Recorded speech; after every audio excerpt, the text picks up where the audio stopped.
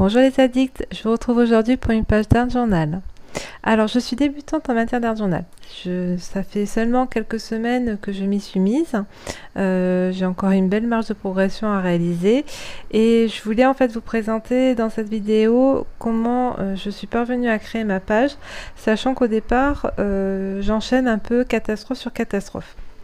Alors, je voulais travailler en fait le tampon de la planche attitude. Je trouve qu'il est superbe et j'avais dans l'idée de travailler à l'aquarelle avec cette idée de je projette de la couleur sur ma page et que ces couleurs viennent éclabousser le visage de la jeune fille.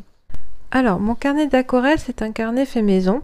Je suis partie d'une grande feuille de papier aquarelle de 50 par 70 que j'ai pliée au format accordéon. J'ai ensuite découpé 2 petites cartonnettes pour faire les couvertures. Alors, le seul défaut de ce papier, c'est que c'est un papier texturé, même très texturé. Ce qui fait qu'en fait, quand je vais imprimer mon tampon, celui-ci ne va pas ressortir très net. Le plus simple, en fait, c'était de mettre un tapis de souris sous ma page et ensuite d'imprimer mon tampon. Alors, c'est pas grave, je vais en fait repasser sur mon tampon à l'aide d'un stylo dont l'encre résiste à l'eau. Et en fait, je ne vais pas repasser sur tous les détails du tampon. Je vais uniquement repasser sur la chevelure, parce que la chevelure étant très noire, je voulais vraiment conserver cet aspect-là du tampon. J'ai également repassé sur quelques aspects du visage, les yeux, le nez, la bouche, et surtout sur les détails de la fleur. Celle-ci, je voulais vraiment qu'elle réapparaisse bien comme il faut. Je vais commencer à travailler mes aquarelles. Donc en fait j'utilise la palette terrain de Prima. Alors c'est une palette que vous retrouvez régulièrement dans mes créations parce qu'en fait j'aime beaucoup les dégradés de vert de cette palette ainsi que les différentes couleurs comme le rouge, le orange et le jaune. Le violet aussi je le trouve vraiment très vibrant. Et en fait c'est une palette qui peut paraître très automnale mais vous pouvez obtenir de très belles créations très colorées avec cette palette. Alors, je vais commencer par travailler une couche très claire de mes différentes couleurs. Le rouge au niveau de la fleur que je vais étendre en fait au maximum sur le visage. Le violet que je vais travailler sur la joue de la jeune fille, la joue gauche, puis l'étirer sur le reste du tampon. Le bleu plutôt sur le sommet du crâne. Et le orange dans la chevelure de la jeune fille. Ensuite, je vais travailler dans une seconde couche les détails. Donc, je vais reprendre de la couleur moins diluée cette fois-ci et je vais travailler les détails de la fleur, par exemple.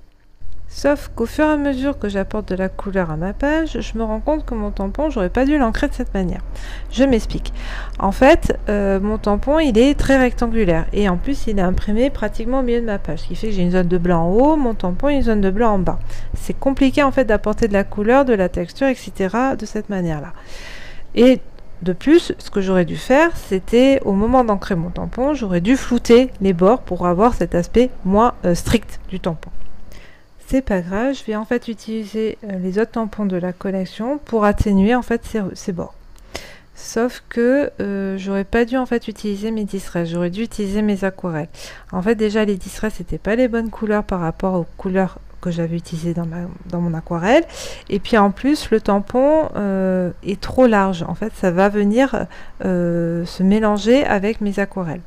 Donc, ce que je décide de faire, c'est de m'arrêter là, de poser mon carnet sur le côté, d'attendre que tout soit sec et de revenir plus tard et réfléchir surtout à une autre façon de faire.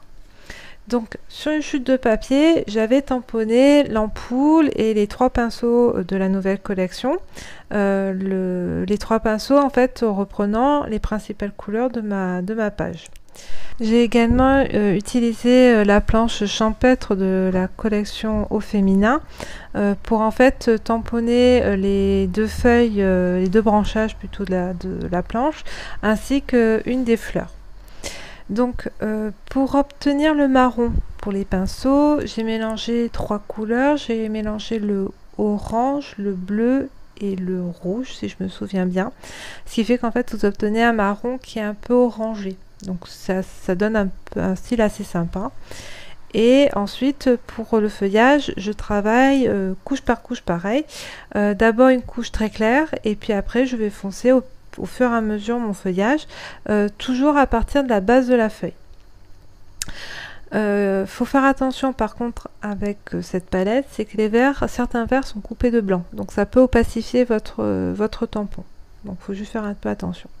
Pour la fleur, je vais utiliser plutôt une autre technique. Je vais mettre toute ma couleur au centre de ma fleur et après je vais étirer cette couleur avec un peu d'eau sur la longueur de mon pétale.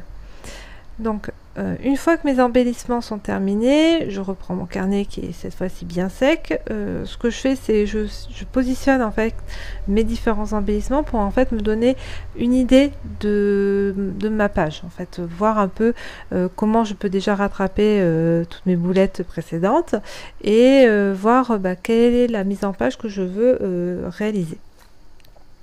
Donc l'idée en fait va me venir, c'est je me dis je vais recouvrir en fait déjà mes tampons que j'avais fait avec la Distress.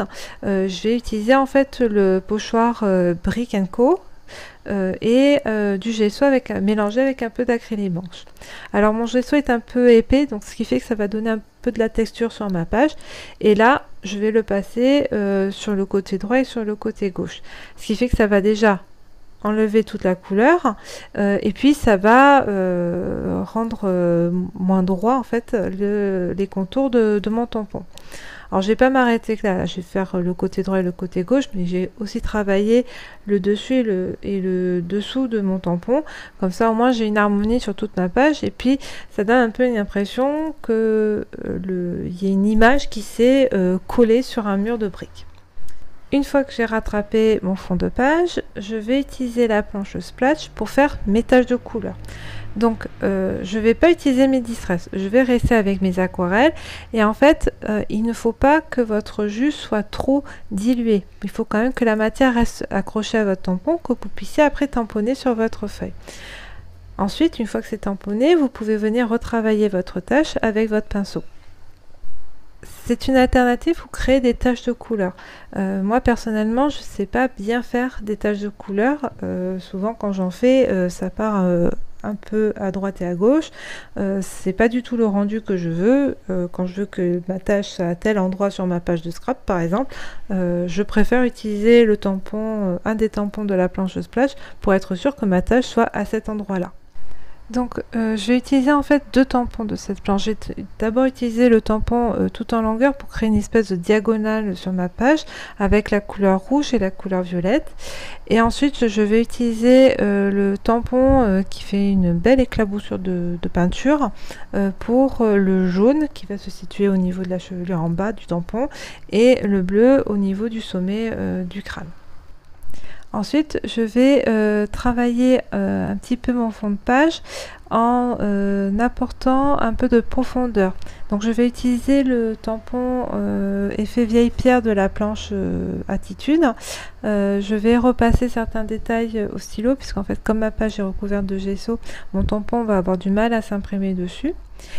Et puis j'avais envie de travailler les croix de la planche Saveland. Je trouve ces croix toutes mignonnes et j'avais envie de les travailler plutôt en ton sur ton. Donc je vais utiliser tout simplement mes aquarelles. Je vais poser mon aquarelle sur ma plaque de verre, puis après je vais venir tamponner ici et là sur toute ma page. Donc une fois que tout mon travail de fond est terminé, j'obtiens ce que j'avais en tête, c'est-à-dire des couleurs projetées sur ma page et qui viennent éclabousser le visage de la jeune fille. Une fois que ma page est bien sèche, je vais retirer tout le masking tape que j'avais mis au départ sur ma page. En fait, moi j'aime bien avoir un petit bord blanc sur mes créations. Et puis je vais coller mes différents embellissements. Alors je vais essayer de changer un peu la disposition, mais ça va pas me plaire. Je vais revenir en fait ce que j'avais décidé au départ. Pour le titre, j'ai utilisé la planche de mots de la collection. Et puis pour les tâches, je vais utiliser la planche Grilly, où il y a des tâches mais qui sont extrêmement fines pour que ça soit diffus en fait sur ma page. Je vais aussi rajouter un peu de Posca blanc sur mon ampoule et dans la chevelure de la jeune fille, également aussi sur les feuillages. Et en fait, quand je vais regarder toute ma page, je vais m'apercevoir qu'il y a un peu trop de blanc. Il manque quelque chose sur le côté gauche, en fait là où il y a ma tache jaune. Je sais pas, pour moi il y avait un peu de vide, ça n'allait pas. Et en fait je vais utiliser le pochoir suite, je vais utiliser en fait la suite de chiffres pour compléter ce côté là, et cette fois-ci je vais utiliser ma Distress Spicy de Marmelade pour ajouter un peu de profondeur dans ma page. Et voilà, ma page d'art journal est terminée. J'espère que toutes ces explications vont vous aider. Et moi, je vous dis à très bientôt pour une nouvelle création.